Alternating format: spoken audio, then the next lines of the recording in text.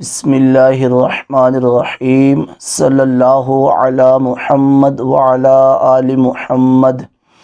عن ابی سعید الخدری رضی اللہ تعالی عنہ قال قال رسول اللہ صلی اللہ علیہ وآلہ وسلم۔ سیدنا ابو سعید خدری رضی اللہ تعالی عنہ سے روایت ہے، رسول پاک صلی اللہ علیہ وآلہ وسلم نے ارشاد فرمایا، من اکل طیبا، جس شخص نے پاکیزہ رزق کھایا، جس شخص نے حلال رزق کا اہتمام کیا،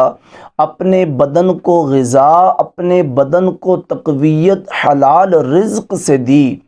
وعمل فی سنہ، اور جس شخص نے سنت کے مطابق عمل کیا، اس کی سیرت اور اس کے کردار سے سنت نبوی صلی اللہ علیہ وآلہ وسلم جھلکتی ہے، وہ اپنی زندگی کے شب و روز شریعت مطہرہ کے دائرے میں گزارتا ہے، وَأَمِنَ النَّاسُ بَوَائِقَهُ، اور لوگ اس کی تکلیف سے، اس کی اذیت سے محفوظ رہتے ہیں۔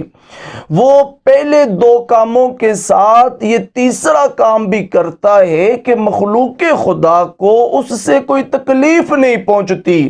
وہ اپنے کردار سے، اپنے اقوال سے لوگوں کو فائدہ پہنچاتا ہے، کسی کو کوئی نقصان نہیں پہنچاتا۔ اللہ کے نبی فرماتے ہیں جو بندہ یہ تین کام کرتا ہے